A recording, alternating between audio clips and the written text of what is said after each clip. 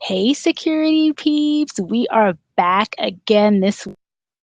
Excited. We are doing our Breaking into Cybersecurity series. I am Renee Brown Small, and I am the author of Magnetic Hiring, a book focused on cybersecurity recruiting. I am here with two phenomenal people today. My fabulous co host, Chris Foulon. Say hi to everyone, Chris. Hi everyone. Awesome. And Katia Dean, our special guest for today. Say hi to Hi. everybody, Katia. Hi, Awesome. everybody. So, everyone, I want to get started by just sharing with you why we started this series. This is a special series this month for the month of December. We're having all University of Maryland University College grads on, and KTA is a grad from UMUC. So, woo woo, we're excited. I know. So Chris and I both have gotten over the course of the last couple months, a ton of requests around how to break into the industry. And the reason why we started this webinar podcast series is to share with people who have recently interviewed people who have recently broke into the field within the past 5 years and have you share have you share your experiences with folks who are trying to break in now. So we are going to jump right in. Katia, we want to know all about you. Katia is actually here in Ashburn, Virginia, so we're all local. We should have done this we should have met Oh, up in a yeah. location, right? Yes. So she's here in Ashburn, and we are excited to have you. We want to hear all about who you are, how you got interested in security, and what made you, get into this crazy field. Okay. Hi, everybody. My name is Katia Dean. I'm originally from Cleveland, Ohio. Woo woo.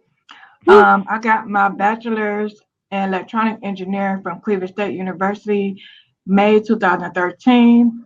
I realized when I was at home that, the job market wasn't really that well, so I decided to move to Southern Maryland, aka Boondockland, as I call it.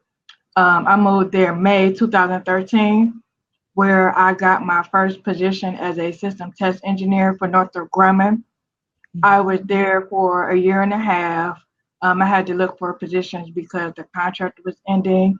So after that, my next position was a cyber engineer for PMA 274, which is the Presidential Helicopter Program. That's also at Pax River. And while I was there, I was volunteering for a STEM event for young girls, making sure that they were interested in STEM, volunteering for the workshop. So they had a workshop about cybersecurity, and I never heard of it. I didn't know what it was. So it was during appreciation night. They talked about the workshop, and I said, that sounds interesting. Let me see what it's about. So the next year, I had volunteered for the workshop, and I said, oh, this is something, I want to do, but I didn't know what school I wanted to go to. So a friend had recommended UMUC. So I went to UMUC, did their webinar about what cybersecurity is, what it's about, because I was nervous at first because I thought that cyber was all about hacking, and I don't like programming. So I said, I don't want to do, I don't want to do programming. But once I did the webinar, I saw that it was more than just hacking. So I got my master's from UMUC December last year. Woohoo!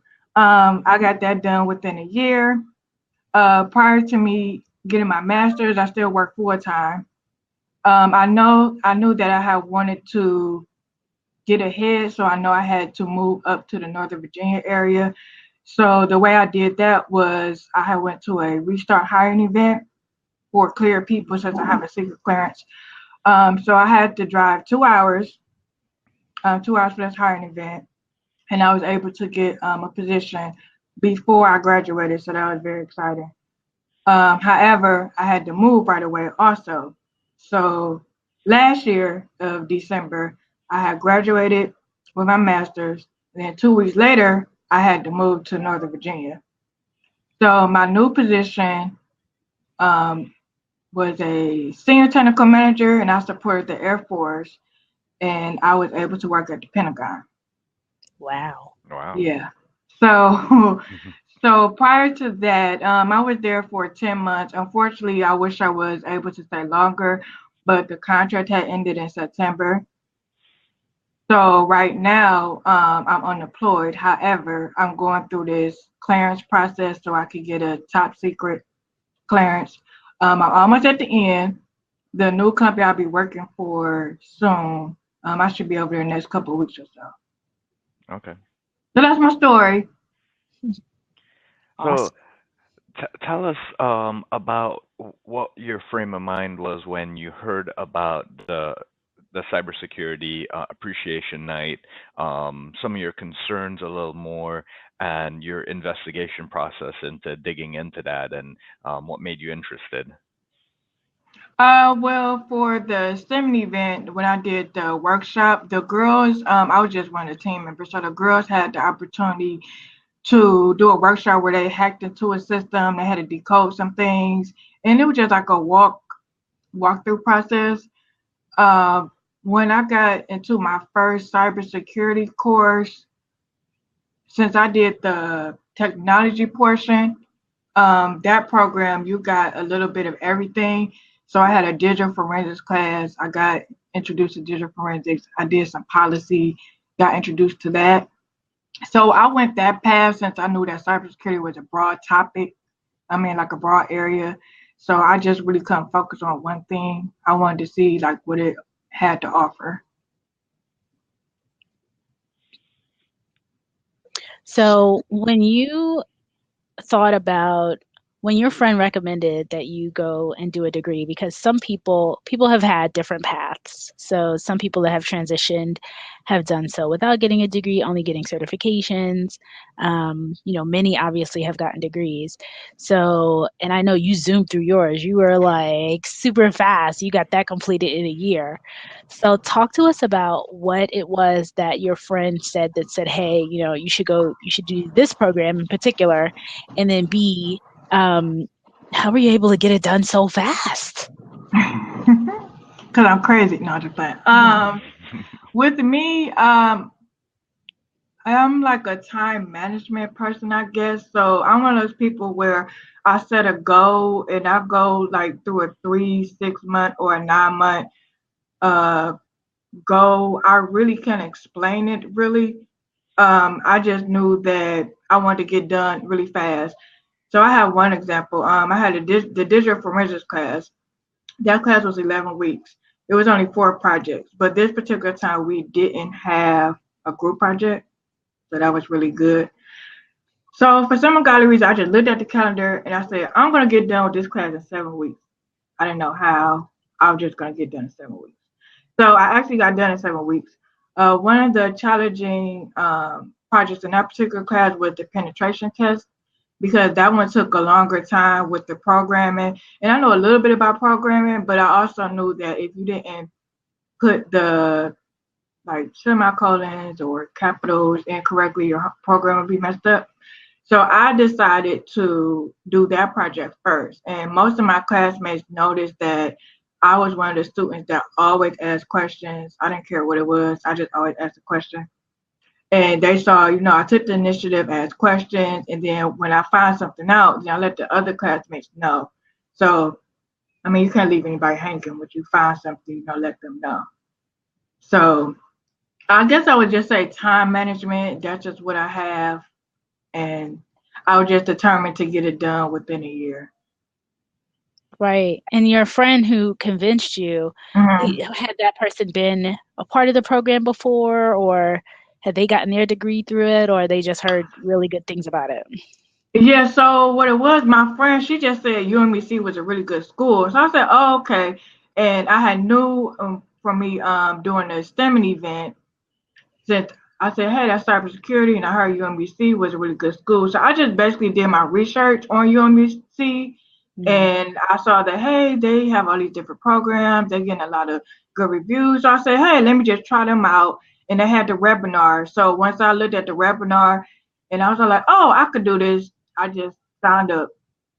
It was just, let me just go for it.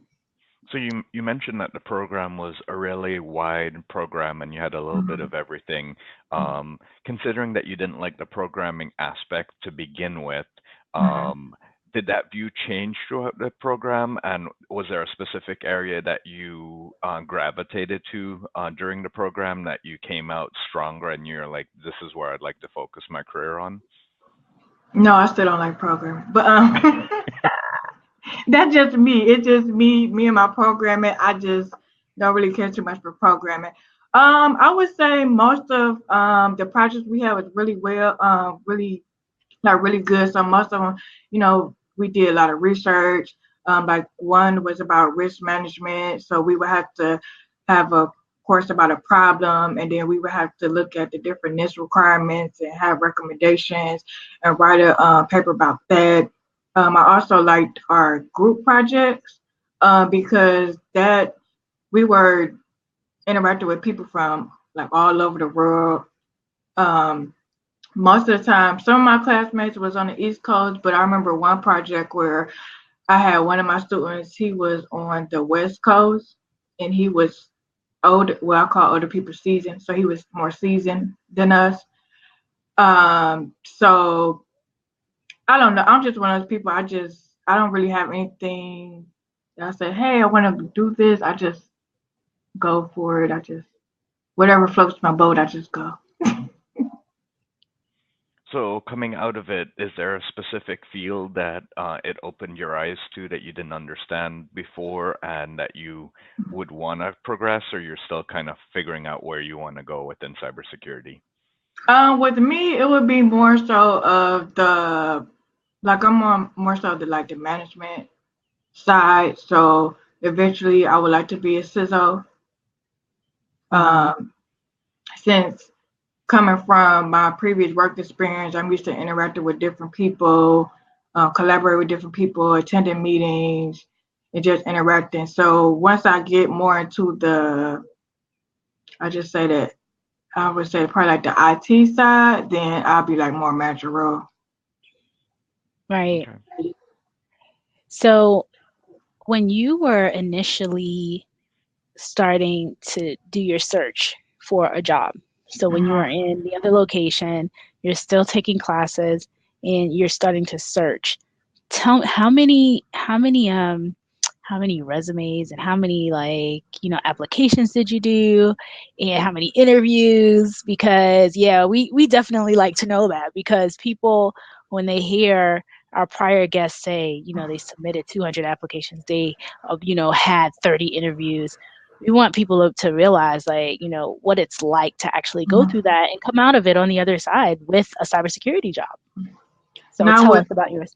Yes. Now with me, when I was at Northrop Grumman, I noticed that our contract was coming to an end. Since I had my engineering background, I started looking at engineering positions. At that point in time, I didn't care what kind of engineering position it was. I was just going on interviews. So from my personal experience, most of my interviews were 2 interviews. So I would do a phone call and then the person-to-person interview. During that time, I had a total of just say 12 interviews altogether. In my job search at that particular time, I would just focus on the job title, and then I would look at the requirements. So I know some people, we go through this all the time. Sometimes you get tired because you're tired of the nows, and they say no. So what I had did was my resume was already on Indeed. I had stopped for a minute. I said, let me take a break. I'm still working. Let me just take a break. So I had got a message on my LinkedIn account. Hey, I think you would be a great fit for this position. I want to talk to you. So I'm like, great. So I ended up having an interview with the president of a company. This is a smaller company.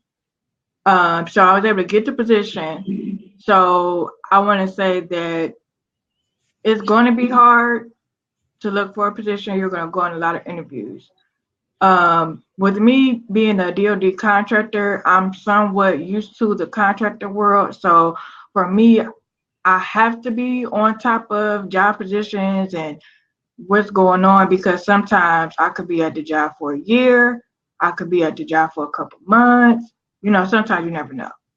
I will say this, looking at different articles, I posted about it a few weeks ago, that it was a good article that came out, that 3 ways to have a good job search. So one is focus on the industry. So whatever industry you decide to go into, let's just say healthcare or the bank side, information technology side, defensive space, aerospace.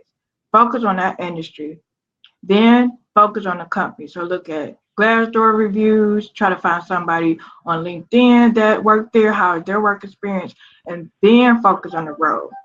Because if you just focus on the role and just look up just the job title, then you're going to get confused because SOC analyst at MITRE can be different than a SOC analyst at Deloitte.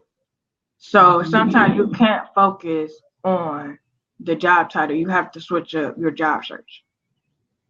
I think that you gave such specific and awesome advice to people, because going through and really understanding the industry, understanding the challenges at the various companies, and then drilling down to the role is such a really good way to narrow your job search and get really, really almost inside the company. So understanding, like, with healthcare, what's happening, what the issues are, what the challenges are in the financial services industry, what the challenges are.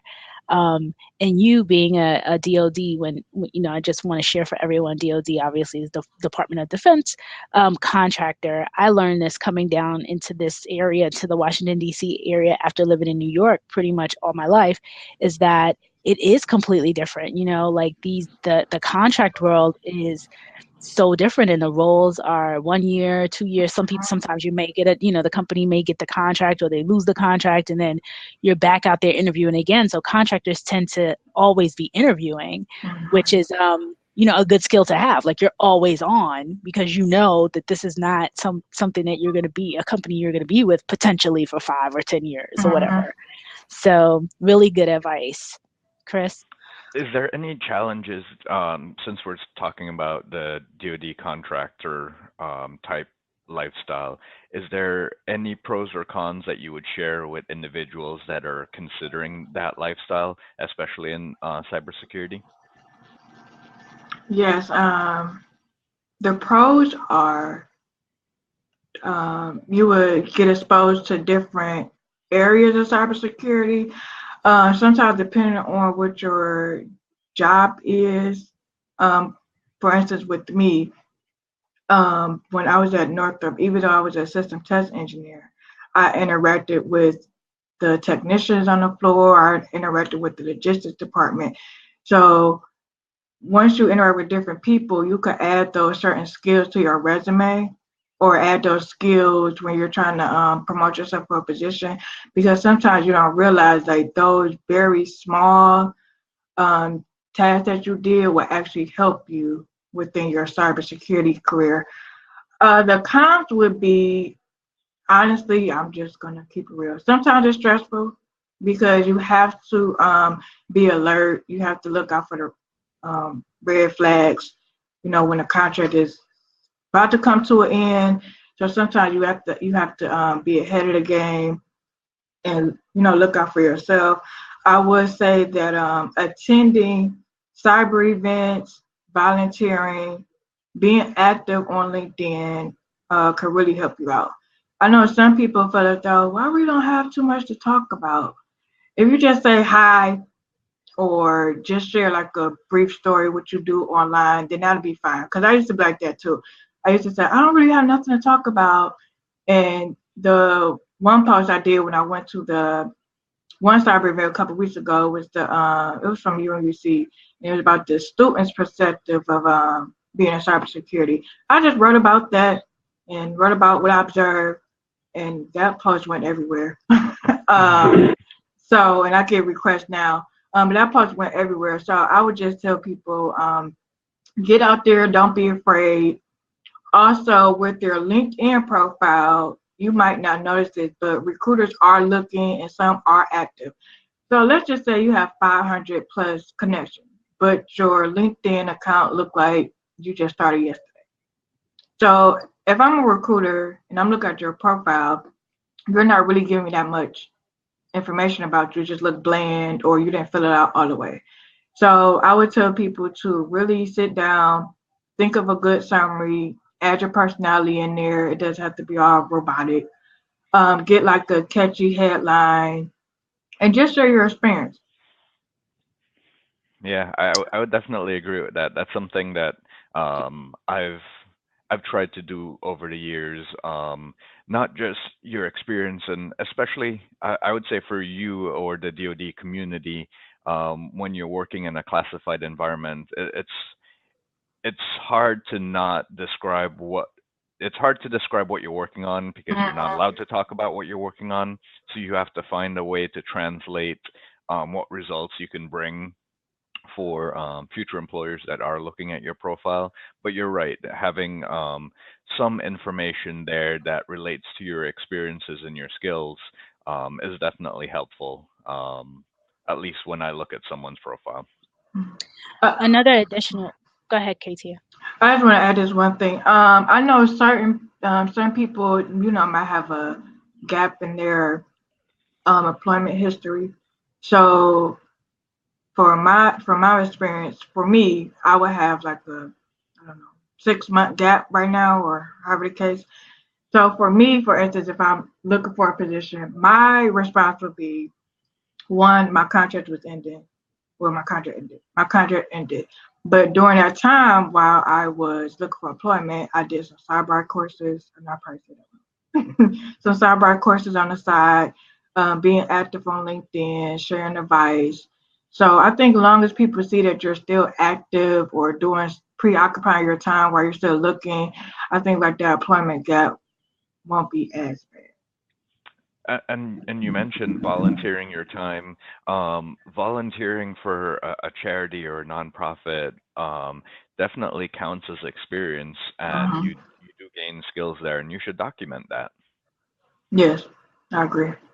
Absolutely. So one of the points that you made already, Katia and Chris, is about the LinkedIn profile. And, I was reading something the other day that said it's not optional to have a blank or, not optimized LinkedIn profile, because from the recruiting side, like when I'm looking at, I have the recruiter tool, I can see not only, what you all see, but more in depth in recruiters and hiring managers that have access to do keyword searches, to do job postings. What happens is that when we post a position, the people who have the best optimized LinkedIn profile, their profiles pop up first against the positions. So that's another thing for people to realize, that they might not understand and they might not know, on top of just being engaging and being a part of the community and having, an optimized LinkedIn profile for somebody like me or you to look at. When recruiters and hiring managers that are paying for recruiter seats can actually have, it's more robust, and you can see the skill sets against your jobs, the keywords against the jobs. There's a ranking, and it will rank you up high based on how detailed your LinkedIn profile is. If you have just your resume, it doesn't go into the resume and pull anything. It goes into it only looks at the profile. So I tell people a lot, you definitely want to have that that kind of a LinkedIn profile. So a robust LinkedIn profile, so that you are coming up in searches. And like the both of you said, before anyone accepts anybody's LinkedIn, they're going to they're going to look up and down and see what's going on there. So really great points, Katia. Awesome. I also want to add like a couple more things because I see I'm almost out of time. Yes. Some resources that helped me. I just want to re-emphasize again. I would like to say work on your soft skills.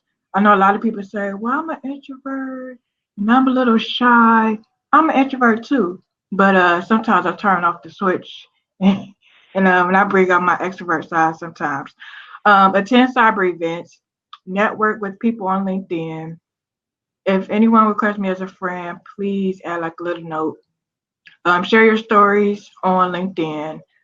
I would like to say that Kirsten Brayshore, I asked her name before got on here. Her book, Secure the InfoSec Bag, really helped me out a lot. And I actually used some of her tips to actually help me with my job position that I'm going for right now. Find a mentor in your program or your field of study. I'm going to put the other link for the article that I mentioned earlier about changing your job search approach. Mm-hmm. And I also wanted this just from my personal experience, since I came from like a bigger company and then I went to a smaller company. From my experience, I would tell job candidates to look at a smaller company, probably a company like that's around 50 to 200 or probably 200 to 500 employees, because you'll have a better chance with growth, going to different areas within that company versus, not to knock down a big company, but when you're at a big company, you're just a number.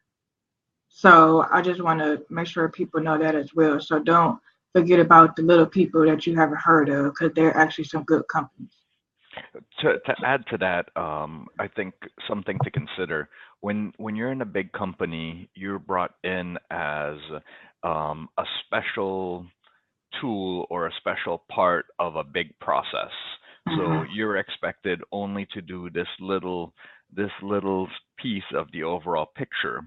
When you're part of that smaller company, your piece grows bigger due to the smaller scale of the organization. So you're expected to do a lot more. So those coming into the industry, working for a smaller company, while you'll gain experience across the board in a company, but working in a bigger company would allow you to specialize. So it's kind of, you have to choose what you want to do. Do you want to specialize in doing that one thing? Then working for a big company would allow you to do that. If you want to get across the board experience, working for a smaller company allows you to exemplify that. Yeah. I also want to, and I know we're right at half an hour, so I want to be cognizant of everyone's time. Katia, please do me a favor and put the link to Kirsten's book up, because it is amazing. I read that book, and she totally gets kudos for me. And Chris usually asks our final question of the day, so go for it, Chris. Before we sign off. If you had one piece of sage advice, what would that be? Don't give up.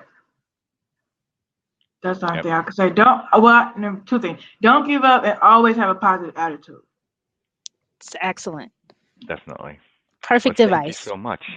You're welcome. Yes, thank you so much, Katia. Thank you, everyone, for coming on for another episode of our Breaking into Cybersecurity series. Next week, I think we have Antoine King, who is